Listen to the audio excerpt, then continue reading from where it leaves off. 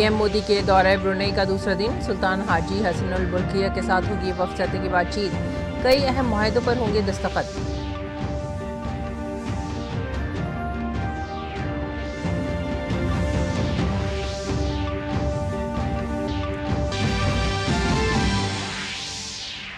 आज ब्रुनेई से सिंगापुर के लिए रवाना होंगे वज़ीर आज़म मोदी। अपने हम मनसब लॉरेंस वोंग के साथ करेंगे दो फरीक़ी मुलाकात। तिजारत और सरमायाकारी में नए इम्कानात के खुलेंगे दरवाजे।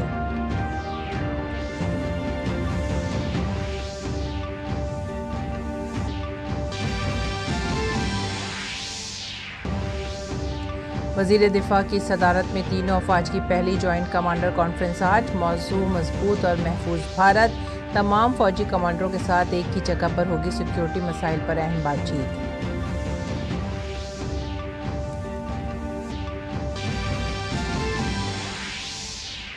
त्रिपुरा के दो इंतहापसंद ग्रुपों के साथ अमन मुआहदे पर आज दिल्ली में होंगे दस्तखत। मरकजी वज़ीर दाखिला अमित शाह और वज़ीर आला मानिक साहा होंगे मौजूद।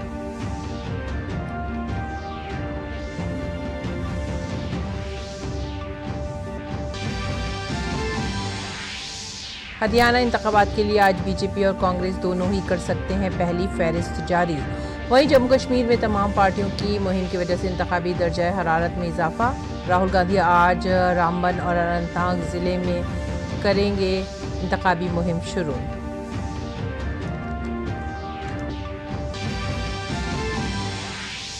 पेरिस पैरालंपिक्स में भारत के पास अब तक 20 तमगे। अजीत सिंह और शरद कुमार ने चांदी और मरियप्पन ने जीता कांसे का तमगा। आज cycling, power lifting, athletics, shooting और तीरंदाजी में भी तमगे मुतवक्किल।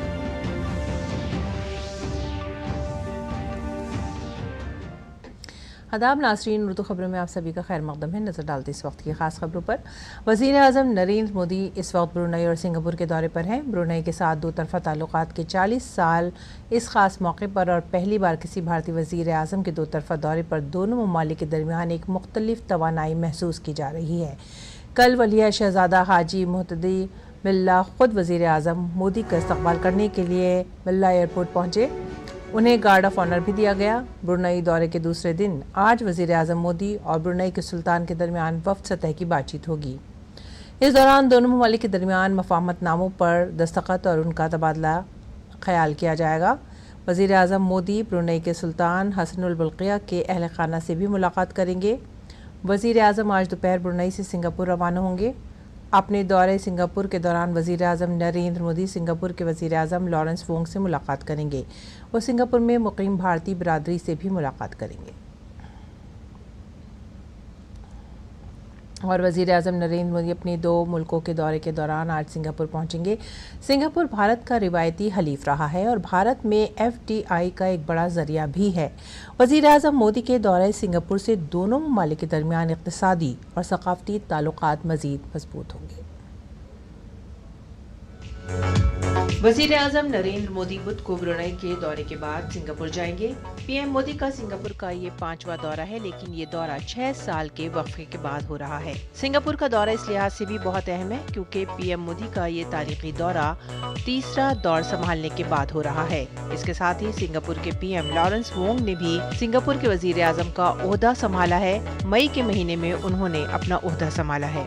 ये बहुत ही महत्वपूर्ण विजिट है हमारे दृष्टिकोण से, सिंगापुर के दृष्टिकोण से, भारत के दृष्टिकोण से। दोनों प्रधानमंत्रियों के टेन्योर में जल्दी ही हम दोनों की विजिट हो रही है, बातचीत हो रही है।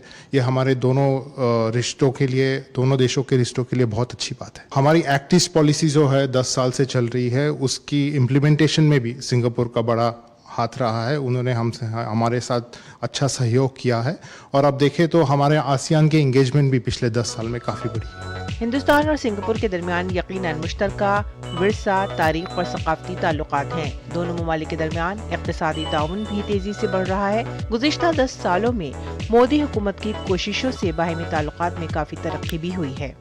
एक तो महत्वपूर्ण जो है वो स्किल्स की एरिया है। सिंगापुर में स्किलिंग और स्किल्स ट्रेनिंग की काफ़ी अच्छी इंस्टीट्यूशंस है। वो इंस्टीट्यूशंस को हम इंडिया ले जाना चाहते हैं। ग्रीन एनर्जी है, सस्टेनेबिलिटी है, जो ग्रीन हाइड्रोजन है, ग्रीन एमोनिया है, उस पे भी सहयोग की बात हो रही है।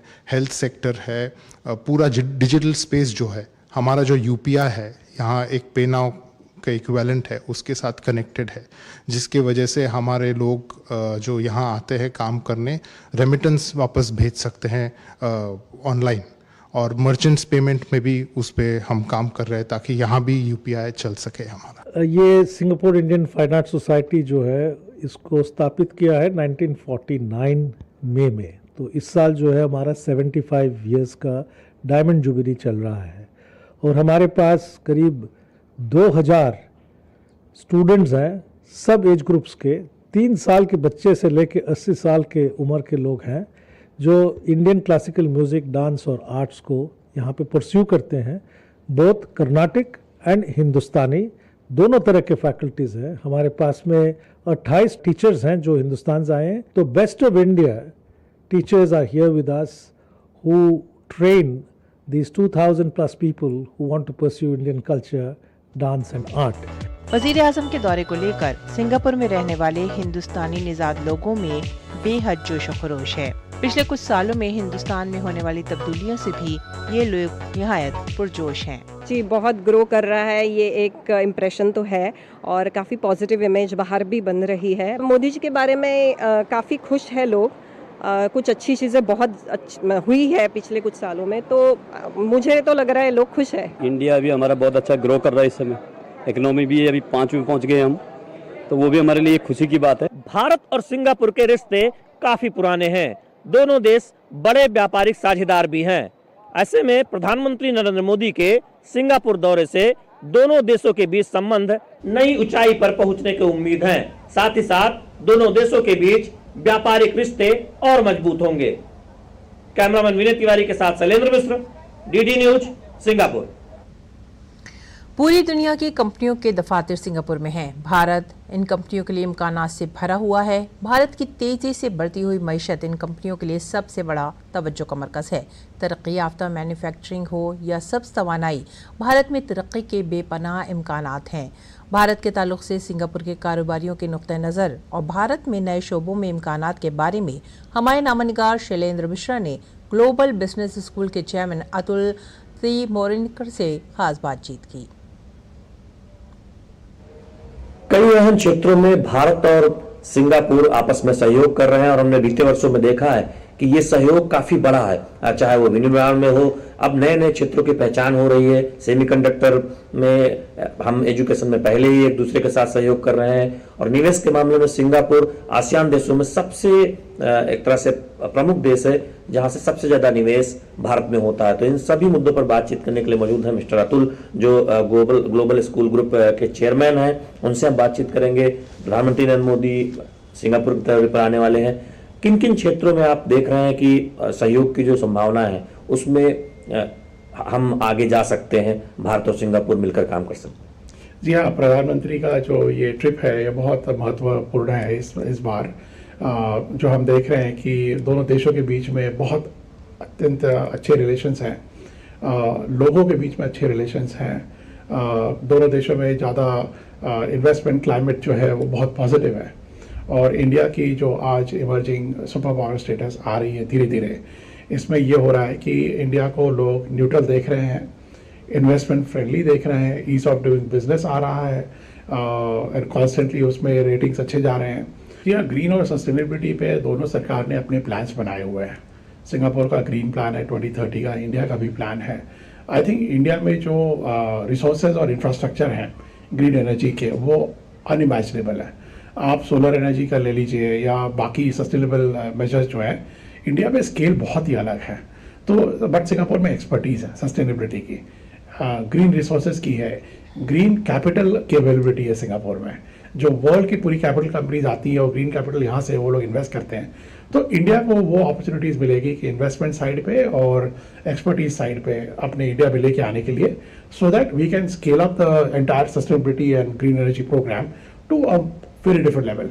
इस तरह से जो व्यवसायी हैं भारतीय समुदाय के यहाँ सिंगापुर में काम कर रहे हैं उनसे बातचीत कर रहे हैं। प्रधानमंत्री नरेंद्र मोदी के दौरे को लेकर उत्साहित हैं और जो सहयोग के नए क्षेत्र हैं, जो उभरते हुए क्षेत्र हैं, सेमीकंडक्टर हो, ग्रीन एनर्जी हो, उसमें किस तरह से सिंगापुर और भारत मिलकर काम कर सकते हैं, उसके लिए एक अपार संभावनाएं दिखती हैं। तो प्रधानमंत्री नरेंद्र मोदी का ये दौरा बहुत महत्वपूर्ण साबित होने जा रहा है इन सब मायनों में।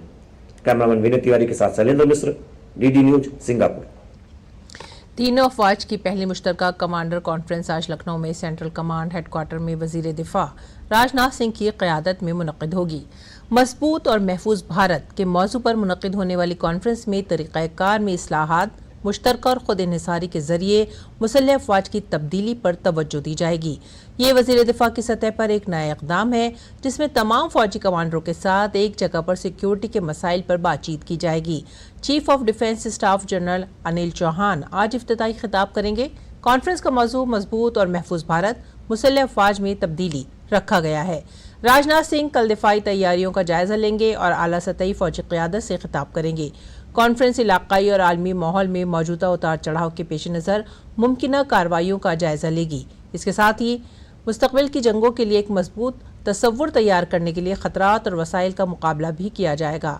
ये कॉन्फ्रेंस कमांडरों को मुसल्लह अफवाज की जदीदकारी के मंसूबों का जायजा लेने और तीनों अफवाज के दरमियान बेहतर हम आहंगी के जरिए मुल्क की दिफाई सलाहियत को बेहतर बनाने के तरीक़ों पर तबादला ख्याल करने का मौका फराहम करेगी। थिएटर कमांड्स की तश्कील की तरफ आज़ादी के बाद दिफाई अफवाज की सबसे बड़ी तब्दीली भी कॉन्फ्रेंस के एजेंडे में शामिल होगी। कॉन्फ्रेंस में दिफाई अफवाज के मुख्तलिफ डायरेक्टरेट भी अपनी प्रेजेंटेशन देंगे जिनमें ऑपरेशनल भी शामिल हैं। कॉन्फ्रेंस में खिदमात के मुख्तलिफ मेक इन इंडिया इक़दामात और उनकी पेशरफ्त पर भी तबादला ख्याल किया जाएगा। मरकजी वज़ीर दाखिला अमित शाह की मौजूदगी में बुध को हुकूमत हिंद, त्रिपुरा हुकूमत, national liberation front of Tripura और ऑल त्रिपुरा टाइगर फोर्स के नुमाइंदों के दरमियान एक मफाहमतनामे पर दस्तखत किए जाएंगे। इस साल मार्च के महीने में मरकजी वज़ीर दाखिला अमित शाह की मौजूदगी में टेपरामोथा, त्रिपुरा और मरकजी हुकूमत के दरमियान एक सह फरीकी मुआहदे पर दस्तखत किए गए थे ताकि त्रिपुरा के मकामी लोगों के मसाइल का मुस्तकिल हल निकाला जा सके। हुकूमत को उम्मीद है कि इस तरह के मुआहदे से खित्ते में तशद्दुद और तनाज़ात का खात्मा होगा और अमन की बहाली में मदद मिलेगी। आगे बढ़ेंगे अगली खबर की तरफ। हरियाणा में मुसलसल तीसरी बार हुकूमत बनाने की कोशिश की जा रही है। बीजेपी ने उम्मीदवारों के नामों पर गौर ख्वास का काम मुकम्मल कर लिया है। यहाँ की तमाम 90 असेंबली सीटों के लिए नामजदगी का मरहला कल से शुरू होगा। इसीलिए माना जा रहा है कि आज बीजेपी और कांग्रेस दोनों ही पार्टियां अपने अपने उम्मीदवारों की पहली फहरिस्त जारी कर सकती हैं। कहा जा रहा है कि पहली फहरिस्त में 30 से 40 उम्मीदवारों के नाम हो सकते हैं और फहरिस्त जारी करने से पहले आज एक बार फिर कोर कमेटी का इजलास हो सकता है।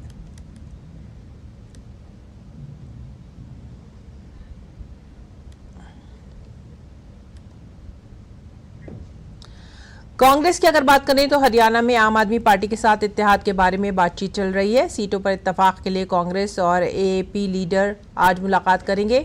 आप एमपी राघव चड्ढा कांग्रेस लीडर केसी वेणुगोपाल से मुलाकात करेंगे। और अगली खबर, जम्मू कश्मीर असेंबली इंतखाबात के पहले मरहले के लिए इंतखाबी मुहिम तेज हो गई है। इस मरहले में वोटिंग 18 सितंबर को होगी। आर्टिकल 370 के खात्मे के बाद पहले असेंबली इंतखाबात जीतने के लिए तमाम पार्टियों ने अपनी पूरी ताकत लगा दी है। बीजेपी ने उम्मीदवारों के ऐलान के बाद अपनी हिकमत अमली पर काम शुरू कर दिया है। दरिस्ना कांग्रेस लीडर राहुल गांधी आज रामबन और अनंतनाग अजला में इंतखाबी मुहिम शुरू करेंगे। ज्ञानवापी कॉम्प्लेक्स में इजाफी एएसआई सर्वे के लिए दायर दरख्वास्त पर वाराणसी डिस्ट्रिक्ट कोर्ट में आज समाअत होगी। गुज़िश्ता समाअत पर अंजुमन के वकील ने कहा था कि एएसआई की रिपोर्ट आ चुकी है, आप इजाफी सर्वे की ज़रूरत नहीं है। आपको बता दें कि गुज़िश्ता समाअत में दलाइल मुकम्मल ना होने पर अदालत ने उसे जारी रखा और अगली समाअत के लिए 4 सितंबर की तारीख मुकर्रर की है।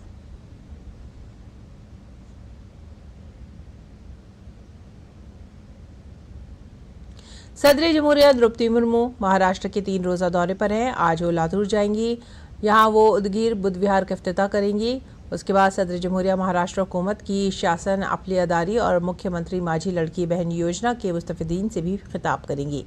सदर जमहूरिया द्रौपदी मुर्मू नांदेड़ के तख्त सचखंड श्री हुजूर साहिब में भी जाएंगी।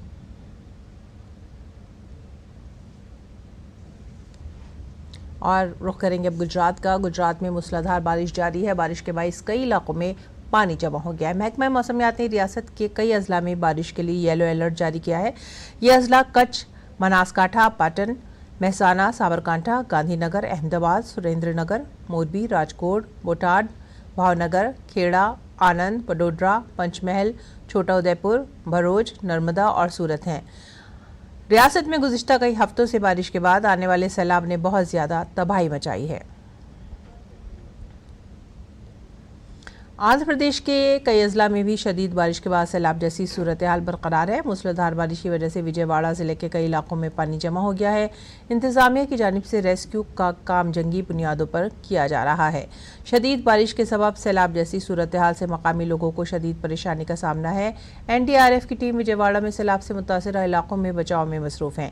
NDRF की टीम ड्रोन और हेलीकॉप्टरों के जरिए सैलाब से मुतासर इलाकों में दूध, पानी, बिस्किट जैसी खुराक की अशिया पहुँचा रही हैं। रुख करेंगे तेलंगाना का। तेलंगाना के कई इलाकों में भी बारिश की वजह से सैलाब जैसी सूरत हाल है। खामा जिले के क्रूनागरी गांव में सैलाब जैसी सूरत हाल है। गांव में सैलाब का पानी दाखिल होने से मामूलाती ज़िंदगी दरहम भरम होकर रह गए। इसके साथ ही रियासत भर में मूसलाधार बारिश से मुतालिक वाक़यात में अब तक 16 लोगों की जान जा चुकी है और बहुत से लोगों के बह जाने का भी खदशा है। रियासत भर में 110 रिलीफ कैंप कायम किए गए हैं और 4000 से ज़ायद सैलाब मुतासरीन को हिफाजत से महफूज मकामात पर मुंतकिल किया गया है। शदीद बारिश की वजह से 5000 करोड़ रुपए से ज़्यादा की इमलाक को नुकसान पहुंचा है। NDRF और मकामी इंतजामिया जंगी बुनियादों पर राहत और बचाव के कामों में मसरूफ़ हैं। रियासती हुकूमत हर मुतासरा ख़ानदान को फौरी तौर पर 10,000 रुपये और मरने वाले के लवाहिकीन को 5 लाख रुपये फराहम करेगी। उधर महकमा मौसमियात ने कई अजला में बारिश का इम्कान भी जाहिर किया है। इस दौरान BJP लीडर पोंगलेटी सुधाकर रेड्डी ने रियासती हुकूमत पर राहत और बचाव कामों में नाकाम होने का इल्ज़ाम आयद किया है। नेशनल आई बैंक के अदाद-ओ-शुमार के मुताबिक मुल्क में हर साल 1 लाख अफराद को अपने अंधेपन के इलाज के लिए कॉर्निया यानी आँख की पेवंदकारी की ज़रूरत पड़ती है, लेकिन मुख्तलिफ आई बैंकों के जरिए सिर्फ 50,000 कॉर्निया ही दस्तियाब हैं। DD न्यूज़ के नुमाइंदे अमरिंदर गुप्ता के साथ एम्स दिल्ली में 39वीं कौमी आँख अतिया 15वाहे के दौरान बात करते हुए doctor Arunesh Chawla, secretary pharmaceutical वजारत केमिकल और फर्टिलाइजर्स ने कहा है कि एक बड़ा चैलेंज है। इससे निपटने के लिए भारत सरकार मुसलसल आगाही मुहिम चला रही है और लोगों को आंखें अतिया करने की तरकीब भी दे रही है। में नेत्रदान को लेकर लगातार जागरूकता फैलाई जा रही है और एम्स की एक महती भूमिका हो जाती है। और आज एम्स में एक बड़ा कार्यक्रम हुआ जहां पर जो लोग नेत्रदान जिन लोगों ने किया है उन परिवारों को भी सम्मानित किया गया। हमारे साथ अरुणेश जी हैं। सर, कितना बड़ा इनिशिएटिव, जब प्रेरणा के तहत लोग यहाँ पर आए जिन्होंने अपने परिवारों के सदस्यों को नेत्रदान किया, कितना बड़ा सरकार?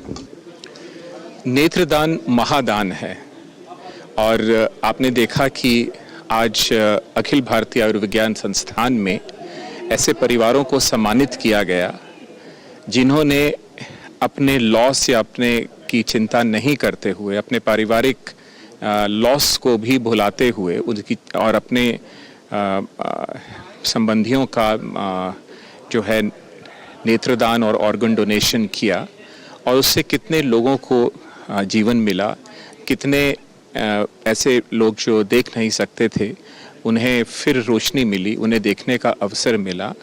आज यह आयोजन उन्हीं को सम्मानित करने के लिए किया गया था और जनमानस को प्रेरित करने के लिए किया गया था कि आप भी ऐसा करें ताकि आपका जीवन कई और लोगों के काम आए।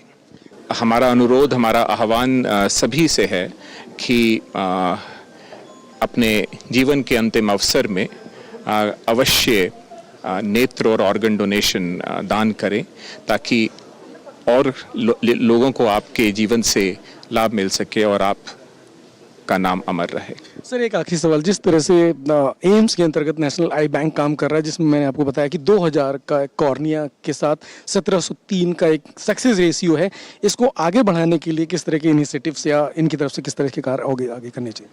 जैसा कि प्रस्तुतिकरण में आज बताया गया कि इस वर्ष नेत्रदान में 20% वृद्धि हुई है और जिस तरीके से सबको प्रोत्साहित किया गया है, हम आशा रखते हैं कि आने वाले वर्षों में भी यही एक्सपोनेंशियल वृद्धि हमको देखने को मिलेगी। नेत्रदान को लेकर जिस तरह से भारत सरकार की भी अपील है और खासकर एम्स इसमें एक महत्वपूर्ण भूमिका निभा रहा है, ऐसे में वो डोनर जिन्होंने स्वेच्छा से इस बड़े पुनीत कार्य में आगे बढ़े हैं, उनका सम्मान भी एक बड़ा संदेश देता है। कैमरामैन संजीव के साथ अमरेंद्र गुप्ता, डीडी न्यूज, दिल्ली। नाज़रीन, पेश है दिल्ली से शाया होने वाले उर्दू अखबारात का मुख्तसर जायजा।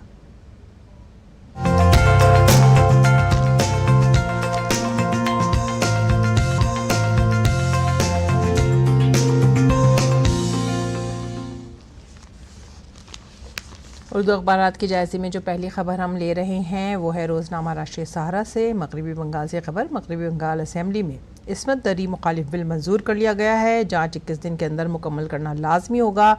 मुतासरा के कोमा में जाने या मौत होने पर मुजरिम को 10 दिन के अंदर फांसी का इल्तिज़ाम इस बिल में रखा गया है।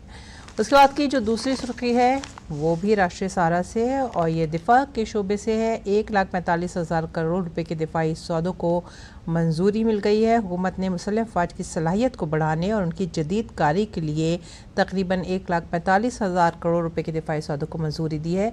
सारी तवज्जो दिफा के शोबे में भारत को महफूज और मजबूत बनाने पर। इसके बाद की तीसरी खबर का रुख करते हैं और ये ख़बर वज़ीर आज़म से मुतालिक। वज़ीर आज़म मोदी का ब्रुनई के वली अहद ने किया शानदार इस्तकबाल। वज़ीर आज़म ब्रुनई के दौरे पे हैं, जहाँ से उसके बाद वो सिंगापुर के लिए रवाना होंगे और इस बीच ब्रुनई सिफारती ताल्लुक़ात के क़याम की 40वीं सालगिरह के मौके पर ये दौरा किया जा रहा है। तारीख़ी, सक़ाफ़ती और तिजारती ताल्लुक़ात सदियों पुराने हैं, जिन्हें मज़ीद इस्तेहकाम मिलेगा वज़ीर आज़म के इस दौरे से। आगे बढ़ेंगे अगली सुर्खी की तरफ।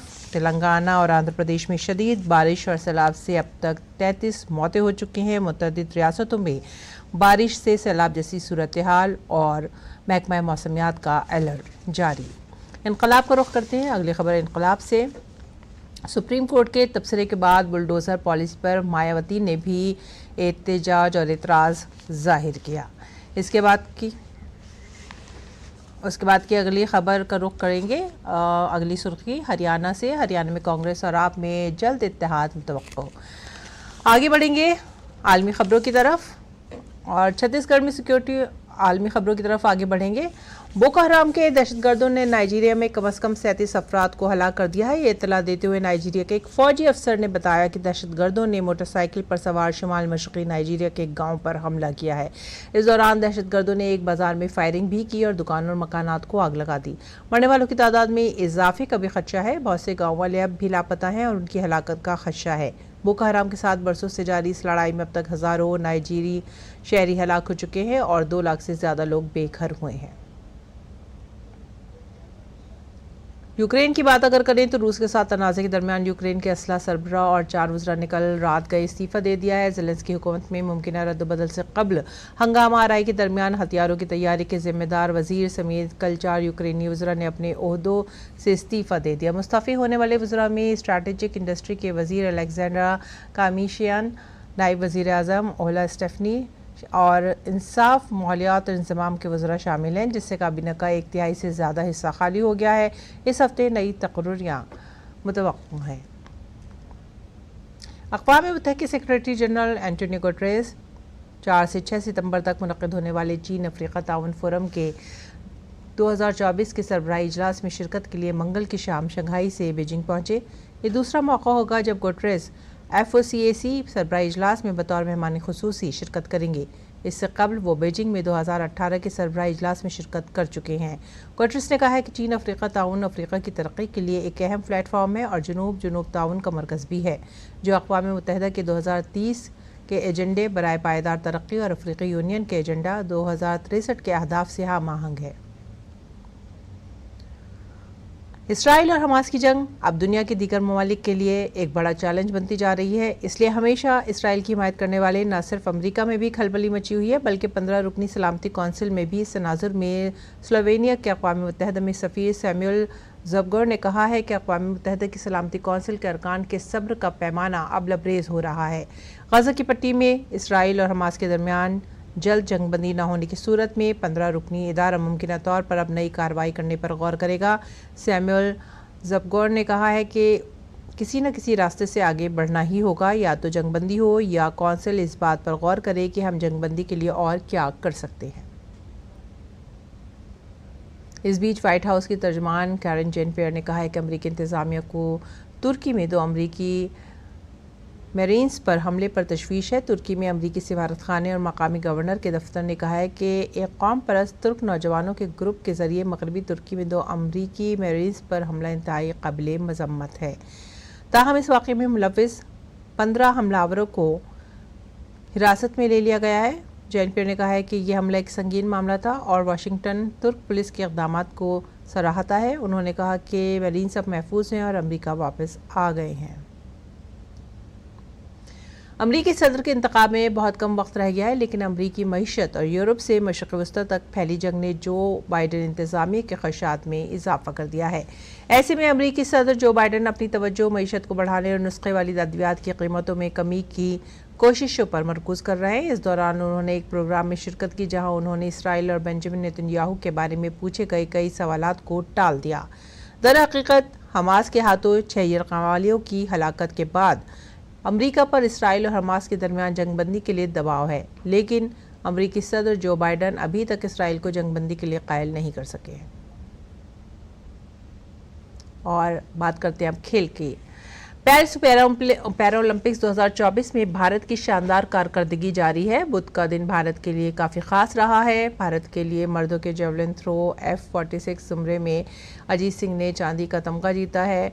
अजीत सिंह ने 65.62 मीटर के थ्रो के साथ चांदी का तमगा अपने नाम किया। भारत ने इस मुकाबले में कांसे का तमगा भी जीत लिया। सुंदर सिंह गुर्जर ने 64.96 मीटर के थ्रो के साथ कांसे का तमगा हासिल किया।